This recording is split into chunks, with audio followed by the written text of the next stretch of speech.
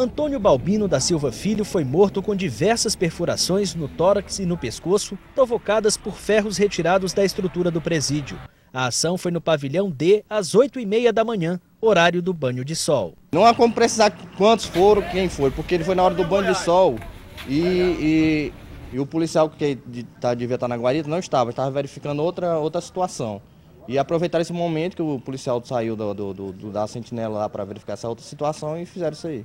A vítima, conhecida como Neguinho do Real, era condenada por assalto. Também respondia por tentativa de homicídio e roubo em Teresina e Timon. Segundo a direção do presídio, há 6 meses ele havia sofrido outro atentado na casa de custódia. Por isso foi transferido. O motivo e os autores do assassinato ainda são desconhecidos. O crime será investigado pelo 10º DP. É o 2º homicídio registrado na penitenciária Irmão Guido em 3 dias. Na terça-feira, o alvo foi Josiano Pereira Gonçalves, morto a pauladas. De acordo com o diretor, os crimes não têm ligação. A situação de aparente descontrole preocupa familiares de presos. Nós que somos mãe e os familiares também, nós precisamos que os nossos filhos, nossos maridos, qualquer ser humano, seja de nós, que ele venha para cá, mas que ele tenha mais segurança para ele voltar com vida. A nossa maior dificuldade por conta da superlotação é essa questão de indivíduos que têm atritos que infelizmente vêm a se encontrar aqui. A gente faz um trabalho para tentar separar esses indivíduos, mas infelizmente cria-se atrito até dentro do presídio, imagine lá fora, né? Olha, nós vamos com o Tiago Mello, ele está lá na Secretaria de Justiça, para a gente ter mais detalhes sobre esse caso, porque chama a atenção, 2 mortes em uma semana, menos de uma semana. Boa tarde, Tiago. Boa tarde, Amadeu. Boa tarde a todos. Somando-se às 2 mortes ocorridas também na casa de custódia, são 4 detentos mortos no sistema prisional do Piauí no ano de 2013, mais de 1 detento por mês, considerando que o 4º mês do ano ainda não se findou, que é o mês de abril. Nós estamos aqui com o diretor de Proteção Externa da Secretaria de Justiça, capitão Anselmo Portela, para nos dizer. Capitão, já há entre familiares de outros presos um temor de que essa situação possa se prolongar. Sugere uma desestabilidade no sistema. De fato é isso? Qual é a posição da Secretaria de Justiça? Boa tarde. Boa tarde. Não, de forma alguma há o que se desestabilizar. Homicídio, ele ocorre fora do presídio como pode ocorrer dentro. Infelizmente, ocorreu um fato e coincidentemente, há 3 dias atrás, e pelo histórico que a gente vem, são indivíduos que já se envolveram, inclusive, em fatos anteriores, né?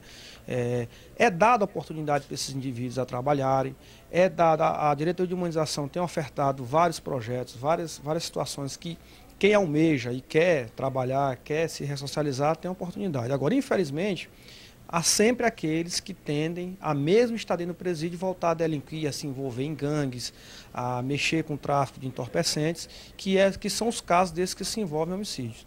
Para você ver, aqueles que têm detentos que estão há 5, 6 anos, nunca se envolveram em briga, nunca se envolveram em nenhum tipo de ilícito. Esses que já voltam a delinquir novamente, a se envolver em brigas, em rixas, são os que levam a ter homicídio, ou morrem ou matam, né?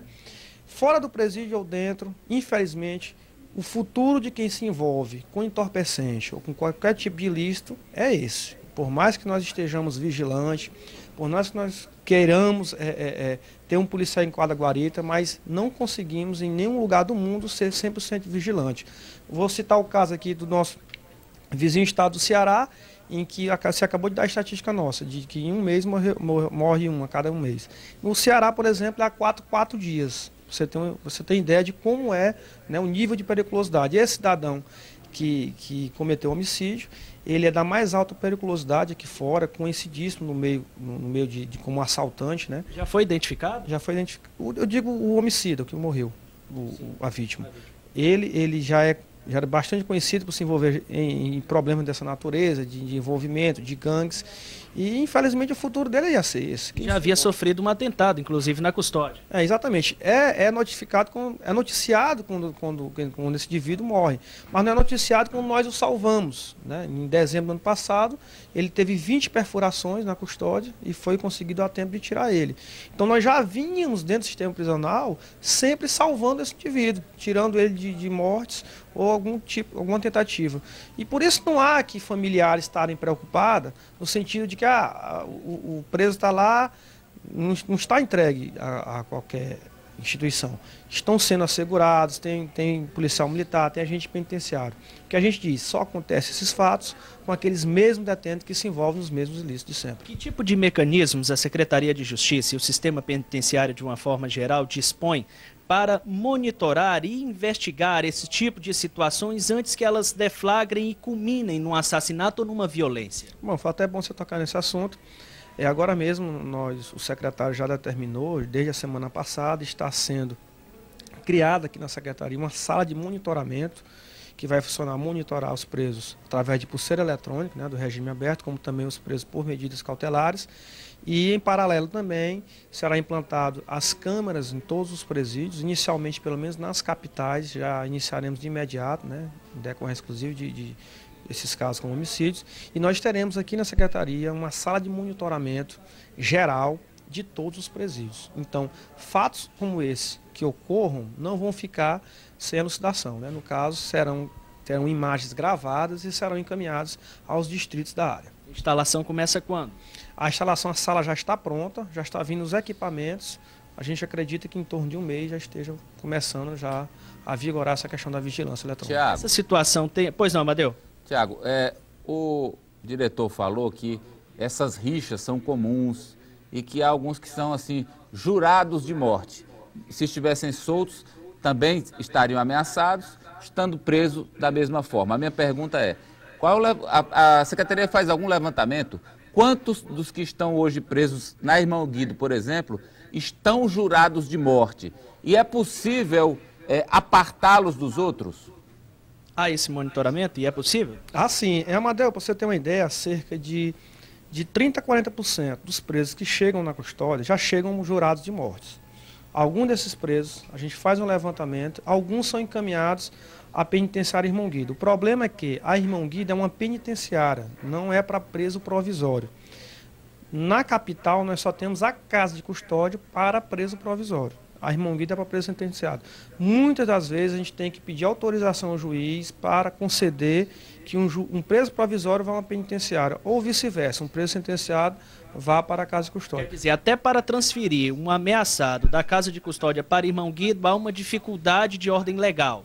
Exatamente. Para você ter ideia, semana passada nós evitamos mais 3 mortes na própria Irmão Guido, onde eu mesmo estive lá, peguei o depoimento dos presos e solicitei ao juiz, e ele assim autorizou. Só que são vários casos, né? Eu lhe dei um levantamento de 30% dos presos que chegam, os próprios delegados, às vezes quando mandam, já mandam com essa recomendação, pedindo que ele não vá para a custódia ou que vá para Irmão Guido.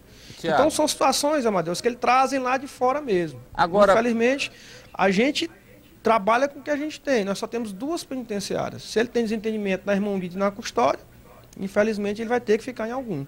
E ele agora, é que tem que traçar o destino dele lá dentro. Tem que ser um preso de bom comportamento, porque esses que não se envolvem nem em ilícito e têm um bom comportamento, nunca se envolveram em mortes, ou pelo menos são avitimados com circunstâncias dessa natureza. Agora, mais uma pergunta. A informação, não é, Tiago, que você deu na reportagem, é que foram utilizadas barras de ferro da própria estrutura da penitenciária, não foi?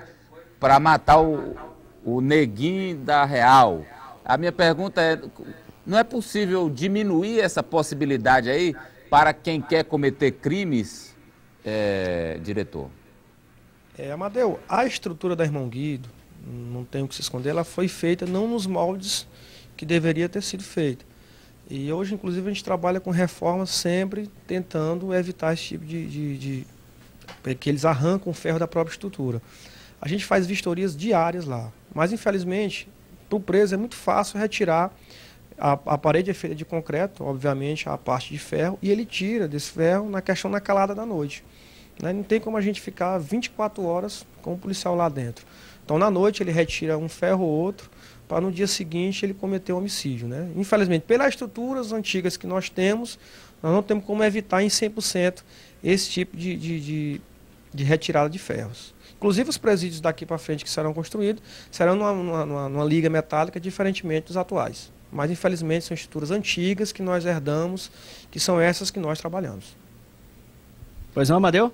Mais alguma pergunta? Em tese, só para finalizar aqui, em tese, né, Tiago, a Irmão Guido seria mais segura do que a custódia, porque a custódia há uma superlotação evidente. Na Irmão Guido são 384 presos e vaga para 324, não é uma situação tão crítica.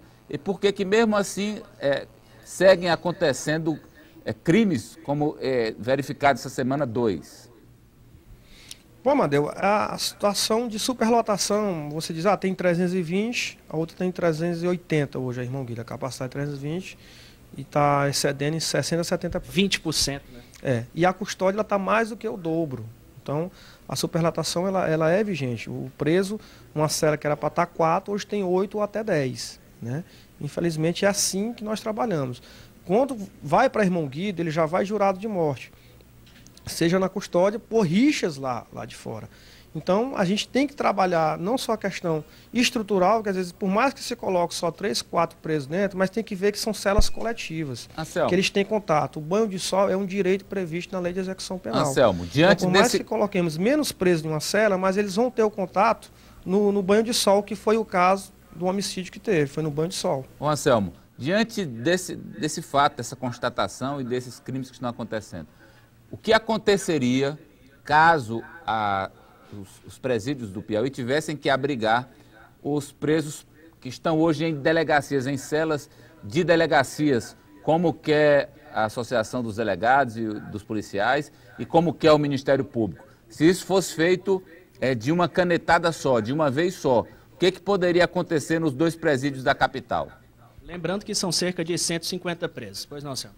150 presos é a capacidade de um presídio, né? Então, com certeza, ia agravar a situação. Mas, para isso, hoje mesmo eu tive contato com o delegado James Guerra, já houve uma melhora com relação ao quantitativo de recebimento. Nós estamos, nos próximos dias, já iniciando as obras do presídio de Altos, né? Casa de detenção provisórias, que é aqui ao lado da penitenciária Major César.